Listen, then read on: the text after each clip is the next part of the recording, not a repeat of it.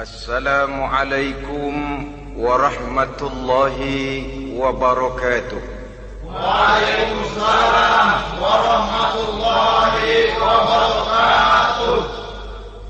Bismillahirrahmanirrahim. Alhamdulillahi rabbil alamin. Wassalatu wassalamu ala ashrafil anbiya'i wal mursalin, imamil muttaqin, sayyidil ghurril muhajjalin, wa ala alihi wa ashabihil mujahidin at-tahirin, amma ba'du. Saudara-saudara kaum muslimin rahimakumullah, sesungguhnya gaya hidup seseorang sangat ditentukan oleh cara bagaimana dia memandang hidup ini. Dengan kata lain, bagaimana seseorang memandang hidup, begitulah dia akan hidup. Oleh sebab itu, untuk mengubah keadaan seseorang harus diawali lebih dahulu dengan mengubah caranya memandang kehidupan ini. Itulah sebabnya dalam surah Ar-Ra'd ayat 11 Allah Subhanahu wa ta'ala menjelaskan, Innallaha la yughayyiru ma biqaumin hatta yughayyiru ma bi anfusihim. Allah Subhanahu wa ta'ala tidak akan mengubah nasib dan keadaan satu kaum sampai kaum itu berusaha mengubah apa yang ada di dalam diri mereka sendiri. Yang ada di dalam diri itu tentu tidak lain adalah rule of thinking, bahasa kerennya state of mind, kata orang Kulon, cara berpikir, cara memandang kehidupan yang akan sangat mewarnai cara orang menjalani kehidupan itu sendiri. Oleh karena itu, pada pertemuan kali ini kita akan membicarakan tentang dasar dan tujuan hidup dari seorang muslim di dalam kehidupan ini. Yang pertama, tentang dasar dan landasan hidup. Seorang muslim tak dapat lain mendasarkan kehidupannya dengan Islam. Di dalam mendasari kehidupan dengan Islam ini, Allah Subhanahu wa ta'ala menuntut, Ya ayyuhalladzina amanu dkhulu fis silmi kafah.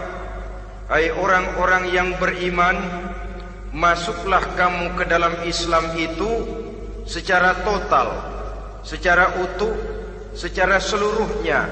Jangan separuh-separuh, jangan sepotong-sepotong. Mendasari hidup dengan Islam artinya menjadikan Islam sebagai way of life, sebagai rule of thinking, sebagai state of mind di dalam kita memecahkan problema-problema kehidupan, sehingga tidak satu persoalan hidup yang bagaimanapun kecilnya sekalipun yang tidak tersentuh oleh nilai-nilai ajaran agama Islam ini. Kemudian di dalam mendasarkan hidupnya dengan Islam, ia mempunyai satu keyakinan. Pertama, Islam sebagai dasar hidupnya adalah agama yang sesuai dengan fitrah daripada manusia. Allah Subhanahu wa ta'ala pencipta manusia. Allah Subhanahu wa ta'ala yang menurunkan agama Islam.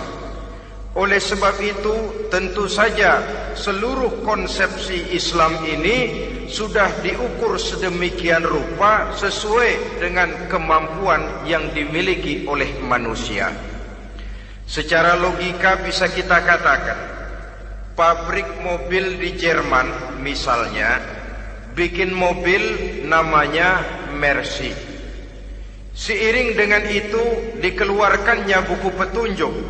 Mobil ini bernama Mercy, kecepatan maksimal sekian ratus kilometer per jam, daya angkutnya sekian ratus kilogram, kalau rusak memperbaikinya ini onderdilnya itu umpamanya.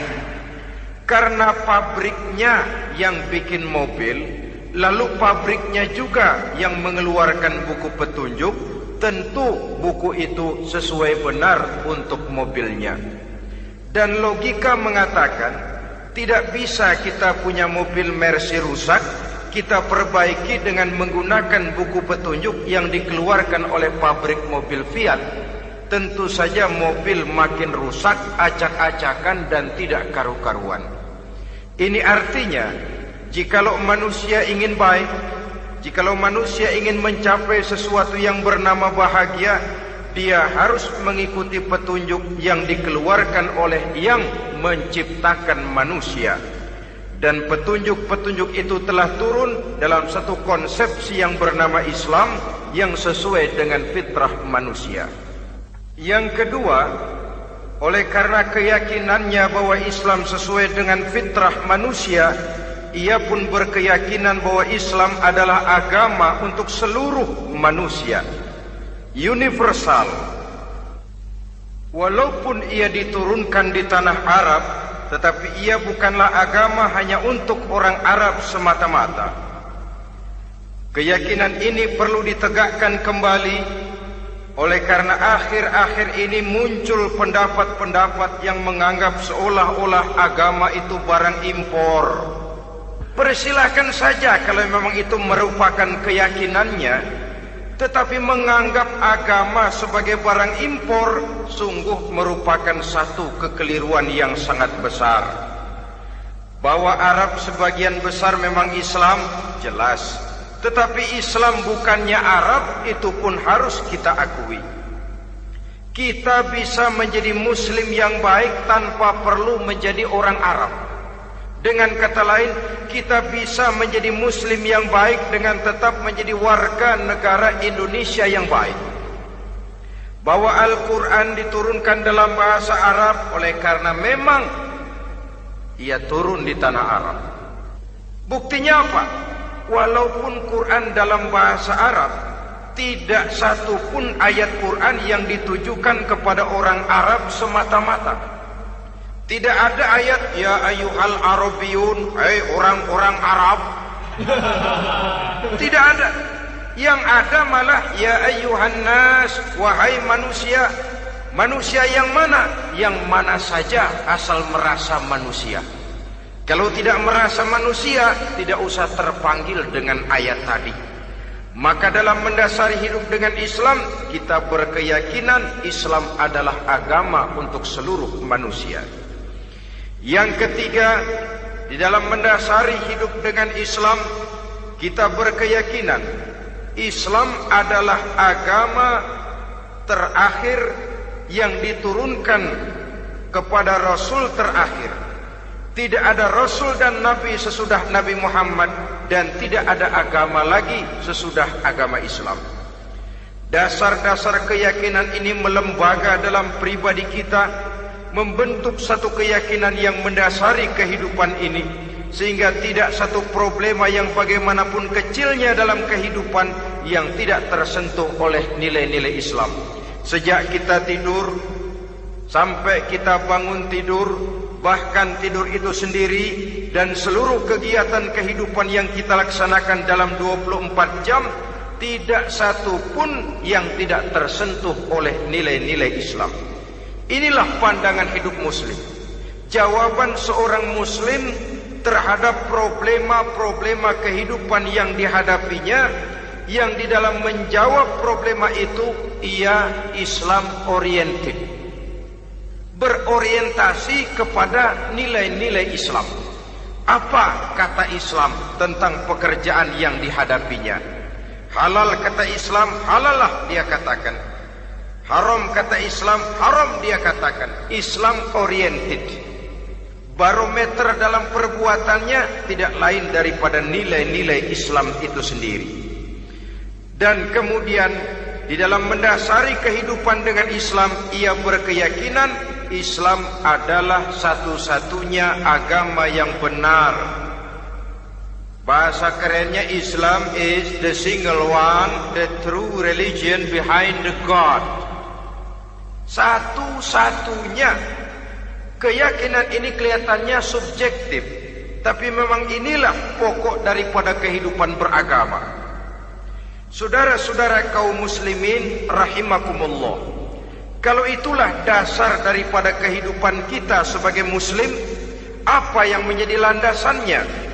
Kalau dasar hidup kita Islam, maka landasan hidup kita tidak lain adalah Al-Quran dan Sunnah Rasulullah Sallallahu Alaihi Wasallam.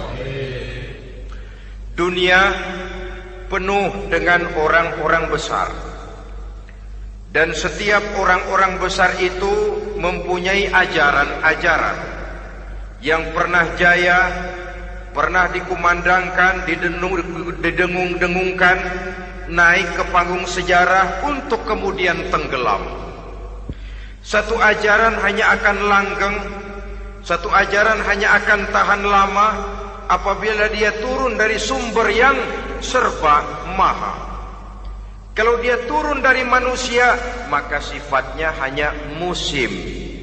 Yang namanya musim, saudara-saudara, namanya musim tidak bisa dilarang, tapi kalau sudah selesai habis sendirian. Itu musim namanya. Musim rambutan. Kalau datang musim rambutan, apa bisa dilarang? Gak boleh musim rambutan. Ya tidak bisa, dia akan tumbuh terus. Tapi manakala musimnya habis. Begitulah nasib dari ajaran yang nisbi, relatif dan temporer apabila dia bersumber dari manusia. Maka satu ajaran hanya akan langgeng, tahan lama apabila dia turun dari sumber yang serba maha. Dan itu sudah turun bernama Al-Quranul Karim. Sedangkan sunnah, saudara-saudara, merupakan penjelasan dari apa yang oleh Quran tidak dijelaskan dalam bentuk yang detail, melengkapi apa yang oleh Al-Quran hanya disebutkan dalam bentuk garis besarnya saja. Baik Quran maupun sunnah kita sebut merupakan dasar, landasan yang primer. Sedangkan untuk memahami Quran dan sunnah, kita memerlukan pendapat-pendapat orang yang ahli di bidang itu. Dalam hal ini kita sebut saja dengan ulama. Dan ini merupakan sumber yang sekunder dari landasan hidup kita sebagai seorang muslim. Dua rel ini, Quran dan sunnah, merupakan landasan di mana kereta api Islam ini berjalan. Quran dan sunnah. Saudara-saudara kaum muslimin rahimakumullah, oleh karenanya marilah kita menjadikan Quran dan sunnah ini sebagai imam di dalam kehidupan kita.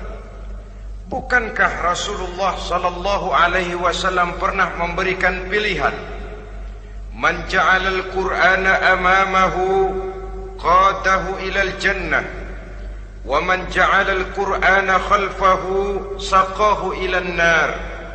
Siapa yang meletakkan Quran di depannya, dijadikannya Quran sebagai imam dan dia sebagai makmum, maka Al-Quran akan membimbing dia ke surga.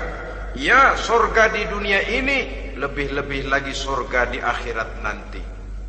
Sebaliknya, وَمَنْ جَعَلَ الْقُرْآنَ خَلْفَهُ, siapa yang meletakkan Quran di belakangnya, dia belakangi ajaran dan konsepsi Al-Quran, dia tinggalkan perintah-perintah Al-Quran, maka Al-Quran yang dibelakanginya itu akan mendorong dia ke neraka.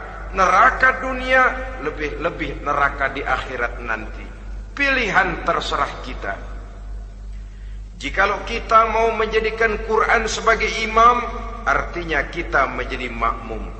Resikonya dimanapun, makmum wajib ikut imam. Imam takbir, makmum takbir, imam ruku, makmum ruku, imam i'tidal, makmum i'tidal. Jikalau Quran imam kita dan kita adalah makmum, maka itu berarti Jikalau ke barat komando Quran, ke barat kita pergi. Jikalau ke timur kata Quran, ke timur kita menuju. Jikalau halal kata Quran, halal kita katakan. Jikalau haram kata Quran, haram kita ucapkan. Itu resikonya kita menjadi makmum, menyusun pola hidup yang lebih Qurani.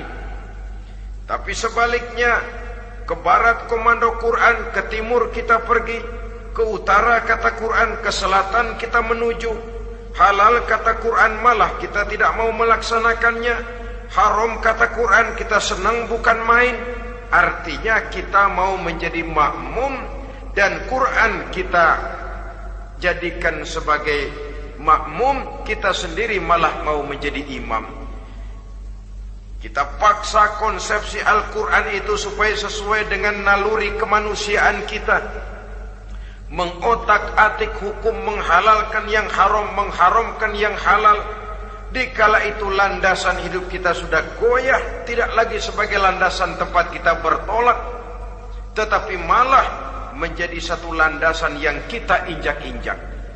Sesungguhnya saudara-saudara, Quran tidak akan membawa berkah, tidak akan menjadi rahmatun wa shifaa'un lil mu'minin, menjadi penyembuh, menjadi rahmah bagi orang-orang beriman, apabila yang kita baca itu kita injak-injak di dalam kehidupan.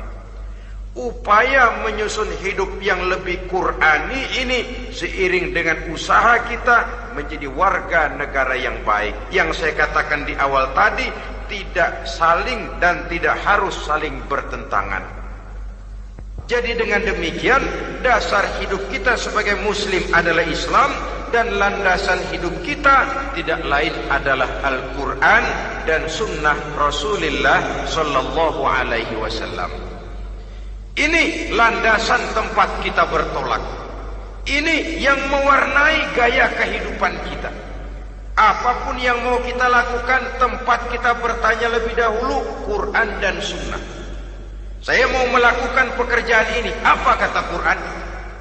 Saya mau pergi ke tempat ini, apa kata Quran? Saya mau berusaha dengan mengerjakan perusahaan ini, apa kata Quran? Merupakan landasan daripada kehidupan kita. Ini yang saya katakan tadi, membentuk rule of thinking, state of mind, bahwa gaya kehidupan kita diwarnai oleh landasan hidup yang bertumpu pada ajaran Al-Quranul Karim dan Sunnah Rasulullah Sallallahu Alaihi Wasallam. Baiklah ya, ini yang pertama tentang dasar dan landasan hidup. Yang kedua tentang tujuan hidup. Kalau sudah ada landasan tempat kita bertolak, lalu kemana pantai yang akan kita tuju? Mau apa sih kita hidup ini? Berleha-leha, menjalani acara rutin, bangun tidur sampai tidur lagi, kemudian besok begitu lagi, sampai menunggu datangnya sang ajal? Atau ada satu tujuan yang akan kita capai di dalam kehidupan ini? Apabila kita teliti, maka Al-Quran mengajarkan tujuan hidup setiap muslim pada dasarnya ada dua. Pertama, kita sebut saja tujuan jangka pendek. Tujuan jangka pendek itu sasarannya dunia sekarang ini. Bentuknya horizontal. Targetnya agar setiap pribadi muslim menjadi rahmatan lil alamin, rahmah bagi lingkungannya. Inilah yang oleh agama dinamakan hablum minan nas, yang isinya adalah ilmu dan peradaban. Jadi dunia dan seluruh isinya merupakan tujuan jangka pendek saja. Untuk mencapai tujuan jangka pendek, dunia dan seluruh isinya, unsur penunjangnya adalah pendidikan, pengalaman, atau nasib. Makin tinggi pendidikan, makin mudah menjangkau hidup. Makin banyak pengalaman, makin mudah menguasai dunia. atau karena faktor nasib. Pendidikannya tidak seberapa, pengalaman pun kadang-kadang dangkal, tapi karena nasibnya lagi hoki, kata orang sekarang, nasibnya lagi bagus, dia naik ke panggung memegang peranan. Faktor yang namanya nasib ini ada, tapi tidak bisa dijadikan sandaran. Untuk menjangkau dunia dan seluruh isinya, unsur penunjangnya pertama pendidikan, yang kedua pengalaman, yang ketiga faktor nasib. Oleh karena itu, apabila kita ingin mudah mencapai dunia, yang pertama harus kita laksanakan bagaimana menempuh satu pendidikan. Di zaman sekarang orang terangsang untuk hidup dalam pola yang oleh orang-orang priangan disebut hardolin. Saudara tahu hardolin? Itu potongan dari dahar modal ulin. Filsafat hidup yang pakaian mau bagus, makan mau enak, kerja nggak mau. Akhirnya jadilah dia penghayal kelas berat, tukang-tukang lamun kelas tinggi. Tiap hari kegiatannya ya cuma tidak terlepas dari tiga kriteria itu. Hardolin. Pokoknya kalau sudah dahar, modal, ulin. Besok ya begitu lagi. Pola dari dimana orang pakaian mau bagus, makan mau senang, duit mau punya, kerja tidak mau. Kadang-kadang mau kerja tapi tidak tahu apa yang harus dikerjakan. Ditambah oleh sempitnya lapangan pekerjaan. Tidak tahu apa yang harus dikerjakan, dilatar belakangi oleh tidak adanya pendidikan yang dia terima, sehingga mau kerja apa lalu bingung. Oleh karena itu, terutama buat adik-adik remaja, para pemuda, saya berpesan untuk menjangkau dunia, yang pertama harus kita jalani bagaimana membina diri, mendidik. Taruh kata drop out, putus sekolah, tapi drop out bukan halangan bagi tumbuhnya cita-cita yang mulia. Bahkan ada orang bilang many a great man starts as a newspaper boy. Banyak orang-orang besar yang memulai pekerjaannya dagang koran. Putus sekolah bukan merupakan halangan bagi tumbuhnya cita-cita yang mulia. Dan tidak sedikit orang-orang besar yang tidak keluaran perguruan tinggi. Tidak sedikit orang-orang besar yang tidak merupakan produk dari perguruan tinggi tertentu, tapi kerajinannya belajar, banyak membaca, banyak bergaul, autodidak. Syukur kalau masih bisa menempuh pendidikan yang formal.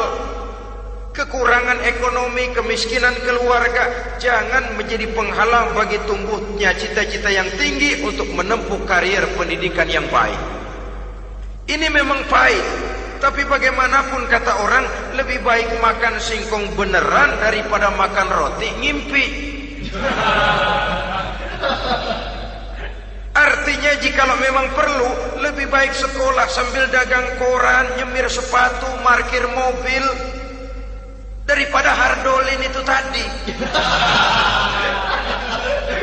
Tanpa prospek hari depan yang ada artinya. Dan pendidikan memang merupakan sesuatu yang pahit, tapi tanpa ini rasanya kita akan sulit untuk menjangkau dunia, tersisih di pojok-pojok kehidupan.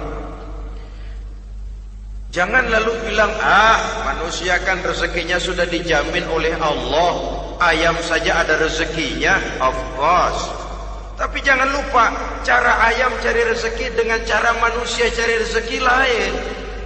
Kalau ayam cari rezeki dari tahun atu, modalnya cuma ceker sama patok. Kalau ayam mah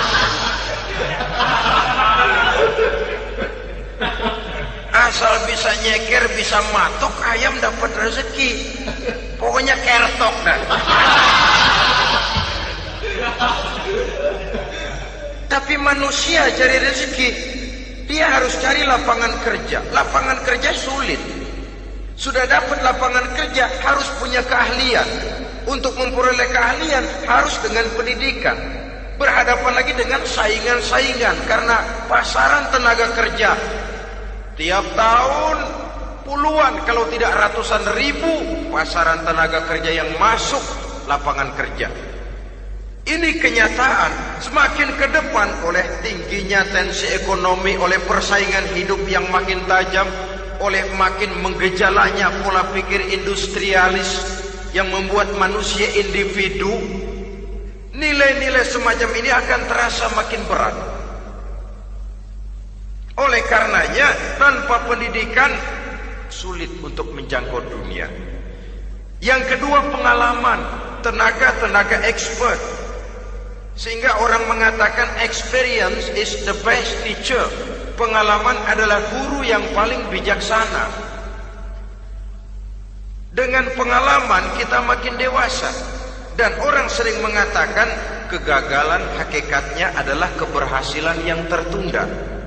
Jangan takut gagal, kalau itu akan mengantarkan kita kepada pola hidup yang lebih dewasa, lebih tegar, lebih sanggup menghadapi kesulitan-kesulitan. Dan faktor yang ketiga, nasib.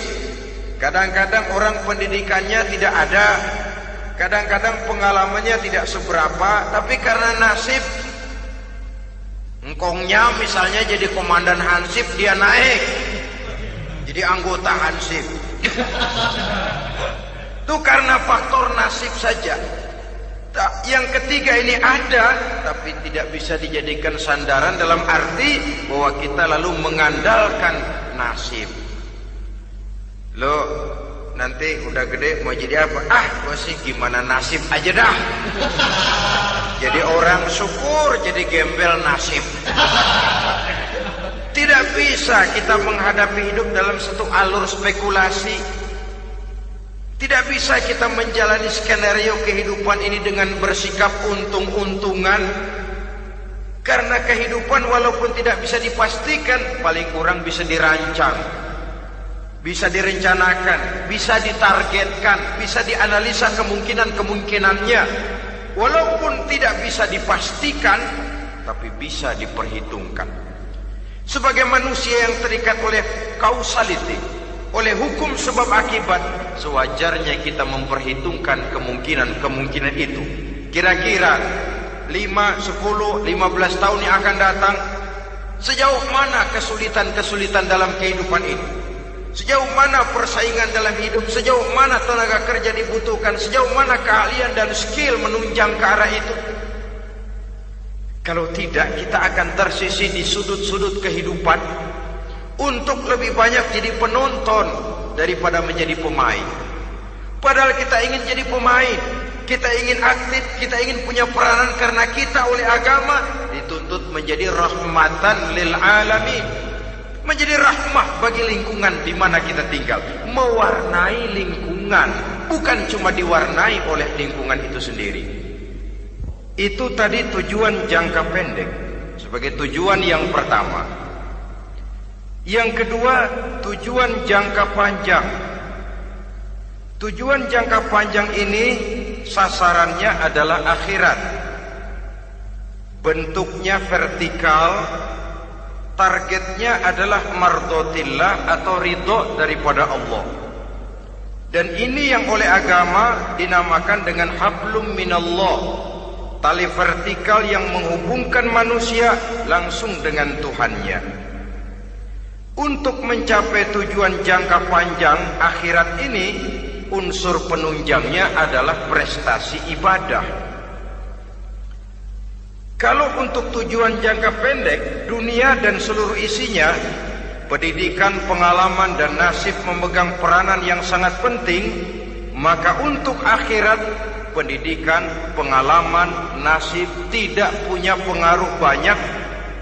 Unsur penunjangnya adalah prestasi ibadah. Bagaimanapun tinggi pendidikan, bagaimanapun banyak pengalaman, tanpa prestasi ibadah, nol besar kita dalam pandangan Allah Subhanahu wa ta'ala. Saudara-saudara kaum muslimin rahimakumullah, itu sebabnya seorang muslim sholat, puasa, haji, zakat, yang kalaupun ada target dunia itu cuma side effect saja, sekedar satu efek sampingan. Target utamanya tetap tujuan jangka panjang, akhirat dan ridho Allah. Kenapa kita sholat? Untuk mencari ridho Allah. Kenapa kita laksanakan ibadah haji? Untuk mencari ridho Allah. Kita bangun di keheningan malam untuk mencari ridho Allah. Kalau ada akibat dunia, itu cuma akibat sekunder saja.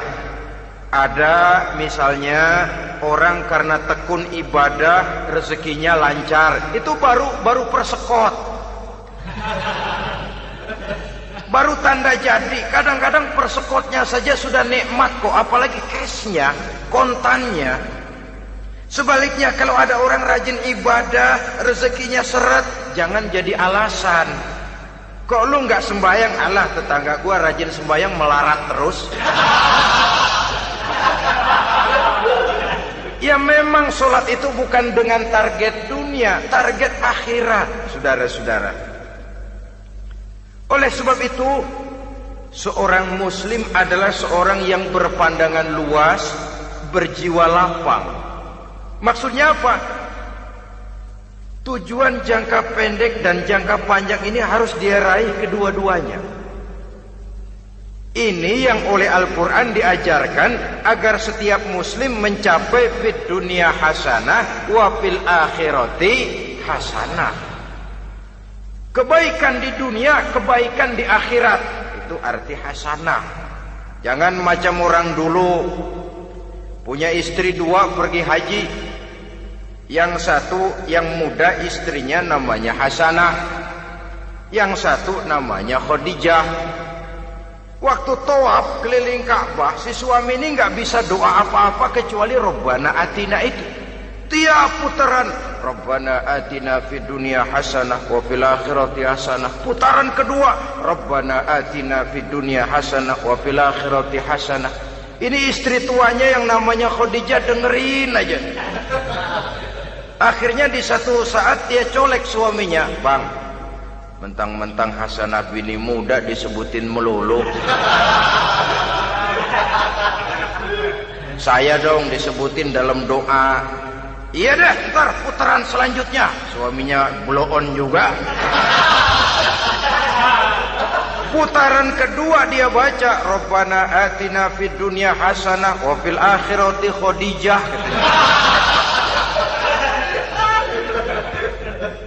Saudara-saudara, itu makna refleksi daripada doa tadi itu, doa sapu jagat. Kita ingin fid dunya hasanah wa fil akhirati hasanah.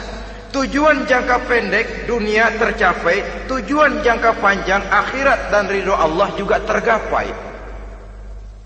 Oleh sebab itu Al-Quran menjelaskan, wabtaghi fima atakallahu ad-daral akhirah wala tansa nasibaka minad dunya. Dengan karunia yang diberikan Allah kepadamu, carilah bahagia akhirat. Wala tansa nasibaka minad dunya, tetapi jangan lupakan bagianmu dalam kehidupan di dunia ini. Cari akhirat, utamakan akhirat dengan tidak usah melupakan jatahmu di dunia. Kenapa saya katakan seorang muslim berjiwa besar?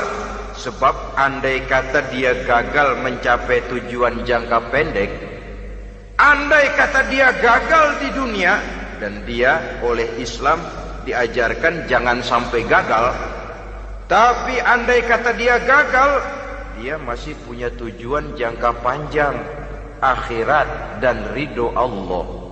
Dia masih bisa menghibur diri, biarlah di dunia kita sederhana, bahkan biarlah susah di dunia, asal di akhirat kita bahagia. Orang yang tidak punya pandangan hidup semacam ini, surgalah dunia ini, segalanya telah tertumpu di sini. Bila umurnya selesai, ajalnya datang, selesai sudah, surganya sampai di situ, dan dia tidak punya pengharapan lain di belakang itu. Maka seluruhnya bertumpu pada kehidupan di dunia. Padahal dunia seperti air laut, makin diminum makin haus, makin kering tenggorokan. Dunia yang diperturutkan menyeret manusia ke dalam lingkaran setan, terjebak dalam sifat yang namanya tamak bin rakus alias serakah.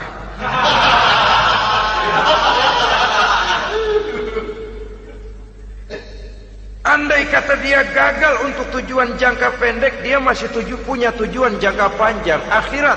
Dia masih sanggup berkata, biar di dunia kita sederhana, bahkan biar kebelangsak sengsara susah di dunia, asal di akhirat kita bisa bahagia. Kan masih ada harapan.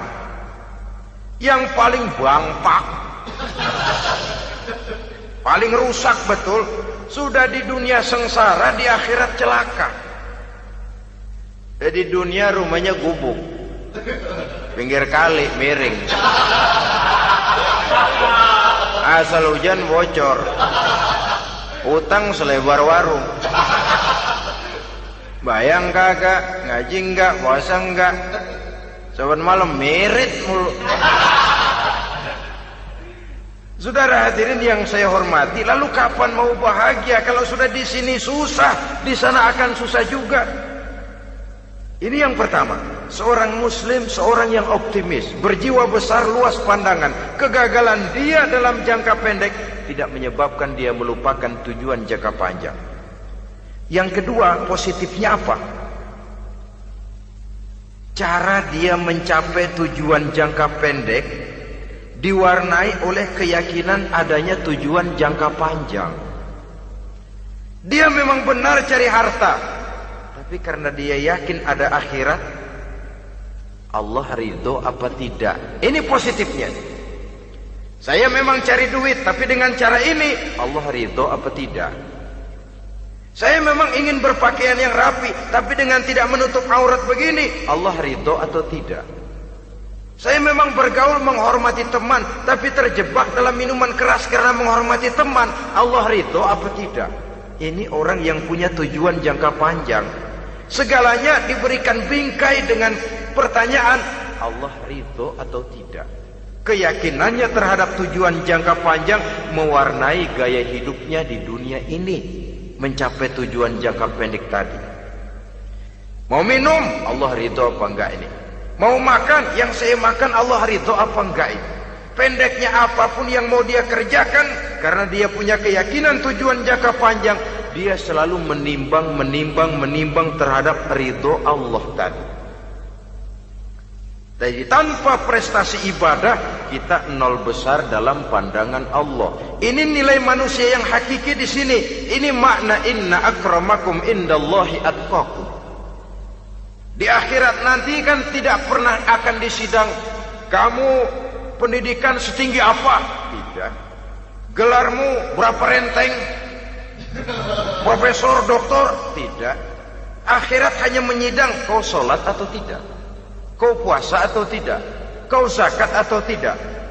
Diberikan kamu harta yang banyak, dari mana kau dapat, kemana kau belanjakan. Prestasi ibadah itu yang ditanya. Setinggi apa pendidikan, sebanyak apa pengalaman, no problem. Tidak jadi masalah di akhirat itu. Prestasi ibadah itu yang akan kita persembahkan di hadapan Allah. Itu makna inna akramakum indallahi atqakum. Kerbau dinilai dari dagingnya, makin gemuk makin mahal harganya. Tapi ada perkutut lebih mahal dari kerbau. Perkutut itu mahalan mentahnya loh daripada matangnya. Karena harga perkutut pada suaranya. Lalu di mana harga manusia yang paling gemuk? Tidak. Suaranya, oh kalau manusia dinilai dari suaranya, barangkali Madonna nomor awal masuk surga. Hanyalah dengan prestasi ibadah kita bisa mencapai tujuan jangka panjang, akhirat dan ridho Allah. Nah, baiklah ya. Kalau sudah jelas bahwa kita punya dua tujuan jangka hidup, jangka pendek dan jangka panjang, bagaimana Islam mengajarkan kita meraih dua ini? Pada prinsipnya Islam mengajarkan sistem keseimbangan. Dalam berbagai aspek kehidupan, keseimbangan ini nampak dengan nyata diajarkan oleh agama kita. Seperti ayat yang saya bacakan tadi. Dengan karunia yang diberikan Allah kepadamu, cari negeri akhirat, tapi jangan lupakan bagianmu di dunia ini. Dalam bentuk yang lebih nyata, bekerjalah untuk duniamu seolah kau akan hidup buat selamanya, tapi bekerjalah buat akhiratmu seolah kau akan mati besok. Manifestasinya dalam kehidupan, misalnya orang kaya diperintah membantu yang miskin, tapi orang miskin dianjurkan berusaha. Jangan mengandalkan hidup kepada yang kaya, seimbang. Kamu kaya, betul Pak, bantu yang miskin. Kamu miskin, iya Pak, berusaha, seimbang. Tuan rumah diwajibkan menghormati tamu, tamu diwajibkan tahu diri, seimbang. Jadi bagaimana kalau sudah kita bekerja di sawah, di ladang, di pasar, di kantor, anggap kita akan hidup selamanya agar timbul gairah kerja. Tapi kalau sudah sholat, anggap kita akan mati besok supaya timbul khusyuknya. Nah, titik tekannya di mana? Stresnya itu. Walaupun Islam mengajarkan sistem keseimbangan, tapi Al-Quran tetap menggarisbawahi walal akhiratu khairul laka minal, bahwa bagaimanapun seimbangnya, akhirat itu lebih utama daripada dunia. Bagaimana implementasinya? Kata orang-orang tua, kalau kita menanam padi, rumput pasti tumbuh, tapi nanam rumput jangan mimpi tumbuh padi. Maksudnya apa? Kalau satu perbuatan kita niatkan karena Allah, dunianya pasti ikut. Tapi kalau satu perbuatan diniatkan karena dunia semata-mata, akhirat akan hilang. Sebab itu, biasakanlah berbuat sesuatu, baik untuk tujuan jangka pendek, lebih-lebih untuk tujuan jangka panjang, dengan motif lillahi ta'ala. Jadi saya ulangi, satu perbuatan kalau sudah diniatkan karena Allah, dunia biasanya ikut. Tapi kalau diniatkan karena dunia semata-mata, akhirat akan luput.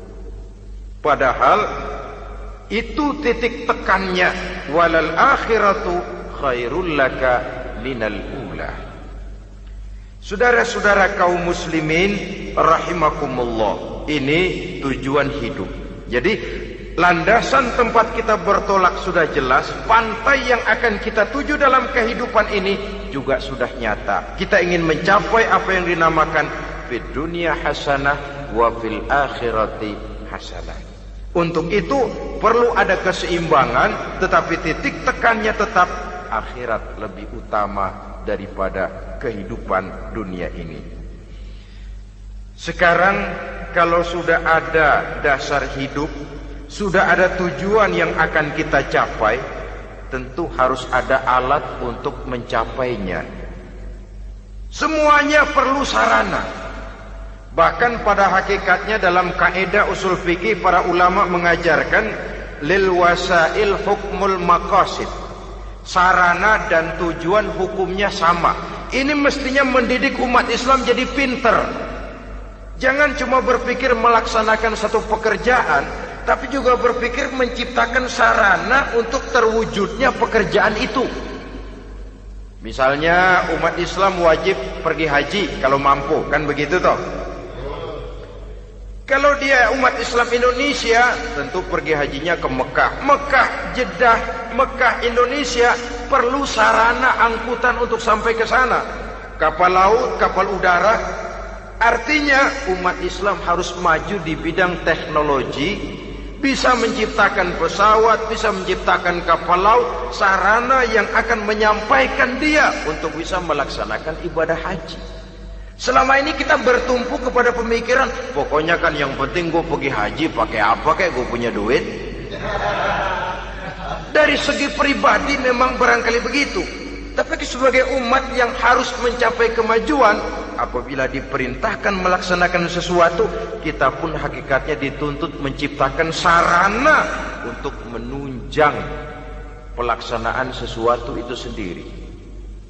Agama mengajarkan an-nazafatu minal iman, kebersihan sebagian daripada iman. Siapa yang menciptakan mesin cuci? sabun-sabun kelas, deterjen, rinso dan lain sebagainya. Siapa yang menciptakan air condition, pembersih ruangan? Kita hanya berpikir pokoknya kan bersih, mau pakai apa kek. Kita jarang yang berpikir kepada pewujudan teknologi modern untuk menerjemahkan hadis itu.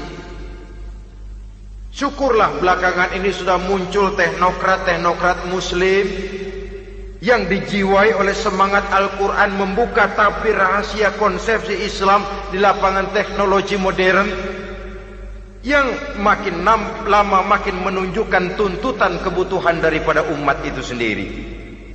Dengan demikian, apabila ada tujuan hidup, kita memerlukan alat untuk mencapai tujuan tadi.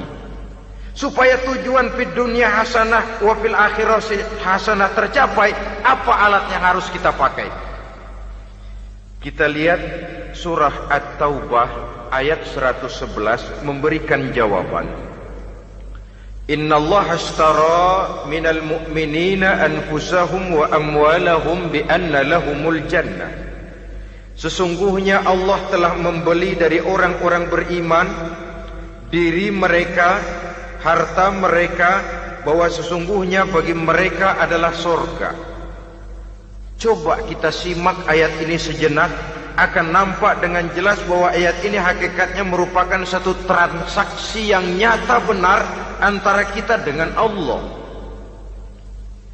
Transaksi jual beli sudah terjadi, dan itu langsung dengan Allah, tertuang dalam pernyataan Quran.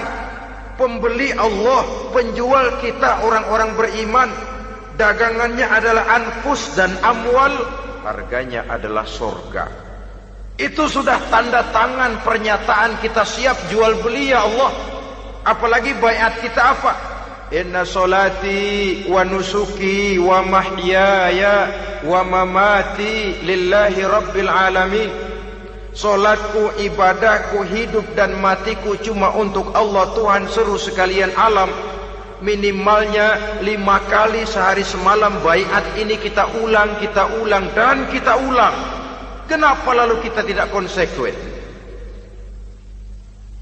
Dalam konteksnya dengan persoalan, maka alat hidup kita itu ada 2. Pertama, anfus.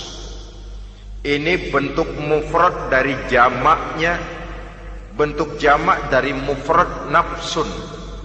Biasa diterjemahkan dengan diri. Yang dimaksud dengan diri adalah kepribadian. Yang dimaksud dengan kepribadian ialah kekayaan yang kita miliki dalam kepribadian kita.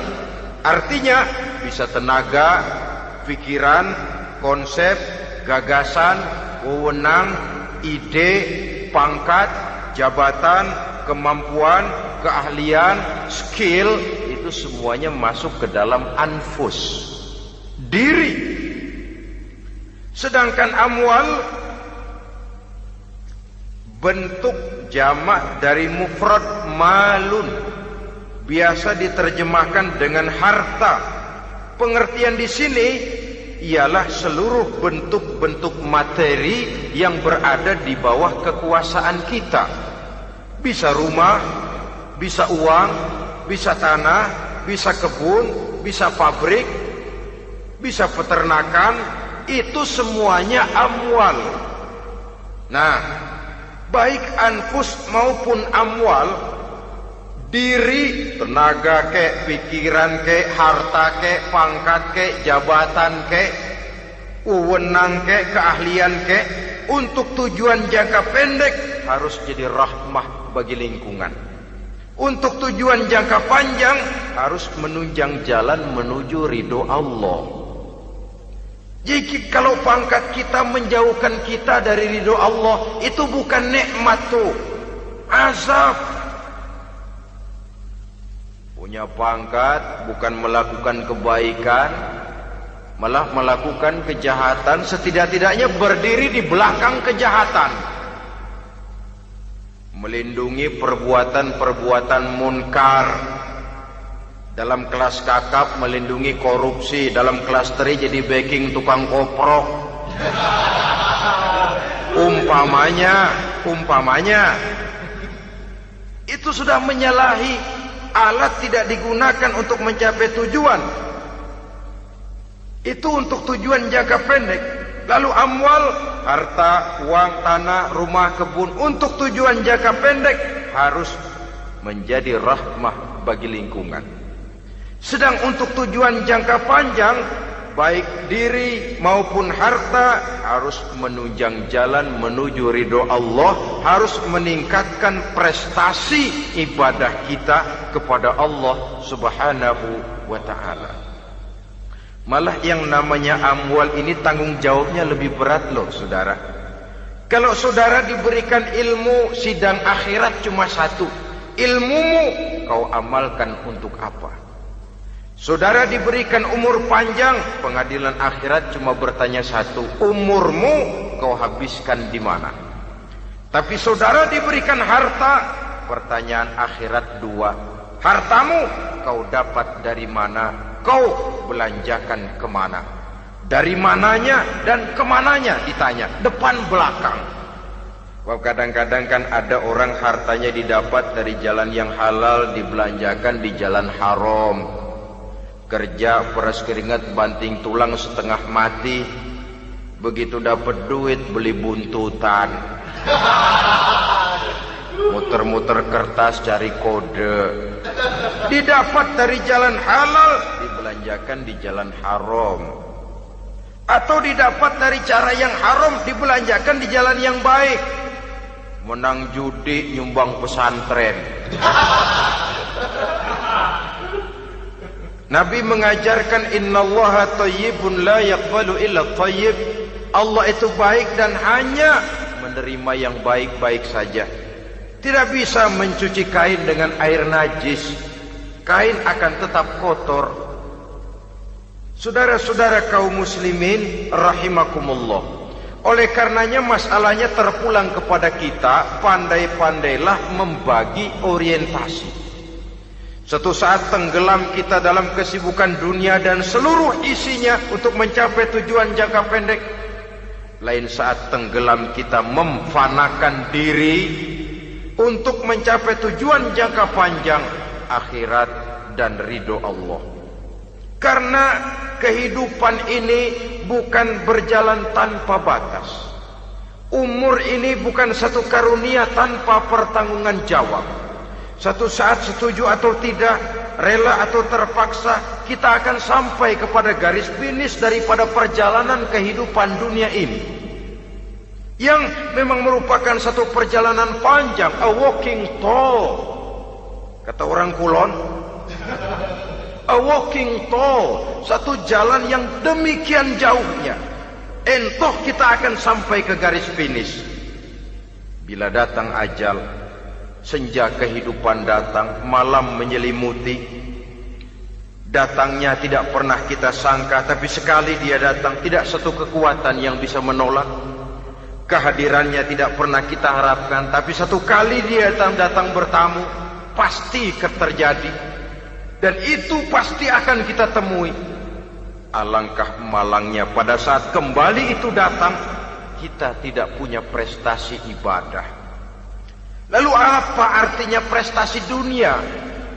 Apa artinya tujuan jangka pendek kalau kita harus kehilangan tujuan jangka panjang?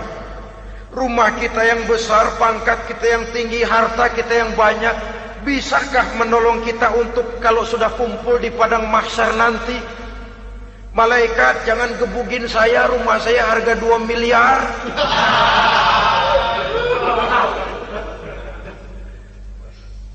Sudahlah malaikat, damai saja, itu Rolls Royce saya. Pakai saja malaikat, pakai.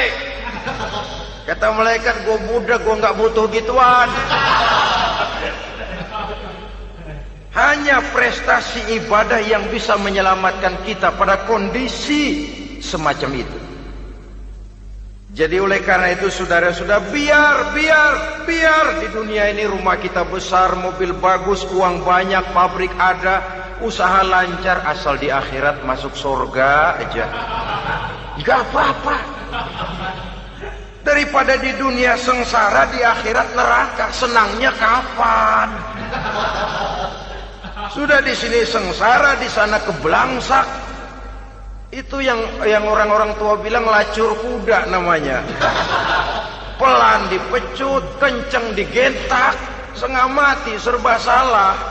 Kuda kalau bisa ngomong, gue setengah mati, serba salah. Pelan dipecut, kekencengan ditarik, itu yang namanya lacur kuda begitu.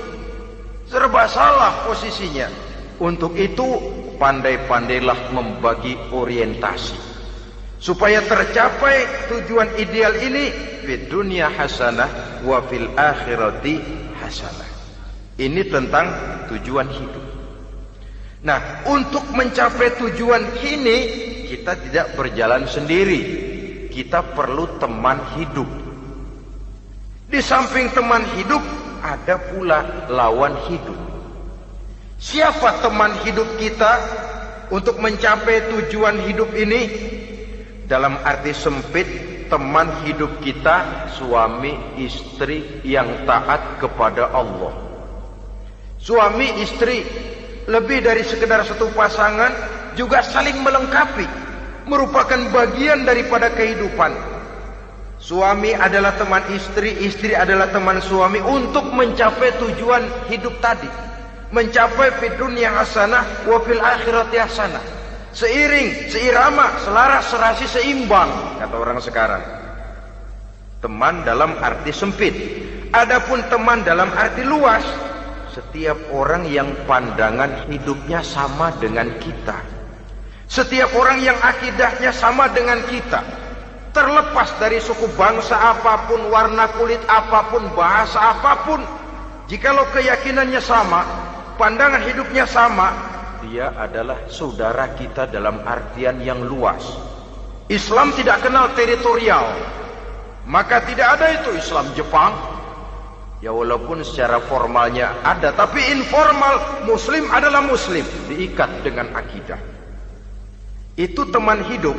Lalu lawan hidup siapa? Pertama iblis. Dalam segala bentuk dan implementasinya.